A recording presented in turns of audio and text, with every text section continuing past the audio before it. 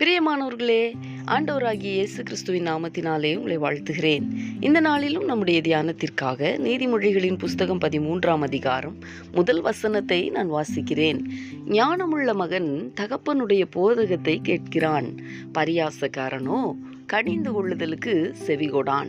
எனக்கு அன்பானவர்களே, தேவனுடைய ஆலோசனை, தேவனால் போதிக்கப்படுகிற வாழ்க்கை போன்றவைகளையெல்லாம் நாம் கடந்த நாட்களிலே தியானித்தோம் அல்லவா?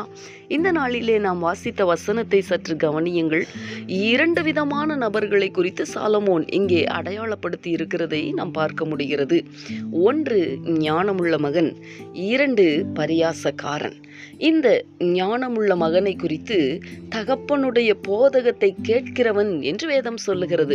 பரியாசக்காரனை குறித்து கடிந்து கொள்ளுதலுக்கு செவி கொடாதவன் என்று வேதம் சொல்லுகிறது.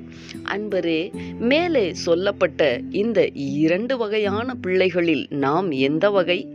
ஞானமுள்ள தகப்பனுடைய போதகத்தை கேட்கிற, தகப்பனுடைய கடிந்து கொள்ளுதலுக்கு செவி கொடுக்கிற பிள்ளைகளா, அல்லது 2வது சொல்லப்பட்டிருக்கிற பரியாசக்கார பிள்ளைகளா?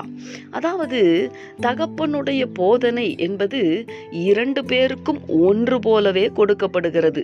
ஆனால் ஏற்றுக்கொள்ளுவதில் தான் அங்கே இருவருடைய மனநிலையும் மாறுபடுகிறது.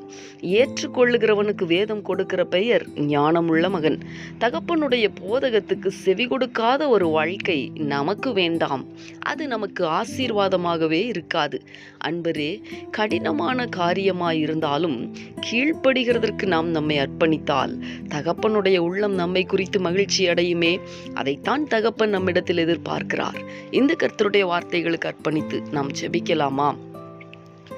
எங்களை நேசிக்கிற எங்கள் அன்பின் பரலோக தகப்பனே, ஆசீர்வாதமான இந்த நாளுக்காக உமக்கு நாங்கள் நன்றி செலுத்துகிறோம். இந்த நாளிலும் ஞானமுள்ள மகன் தகப்பனுடைய போதகத்தை கேட்கிறான் என்று சொல்லி இருக்கிற உம்முடைய வார்த்தையை நாங்கள் தியானித்தோமே.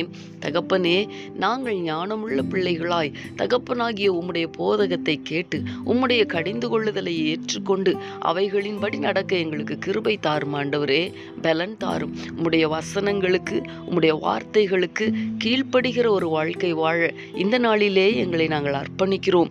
எதிர்த்து நிற்கிற மனநிலைமை அல்ல ஆண்டவரே, கீழ்ப்படியாத மனநிலைமை அல்ல. உம்மை சந்தோஷப்படுத்துகிற ஒரு ஞானமுள்ள பிள்ளைகளாய் நாங்கள் வாழ எங்கள் ஒவ்வொருவருக்கும் கிருபை தாரும்.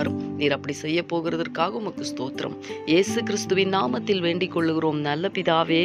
ஆமேன், ஆமேன்.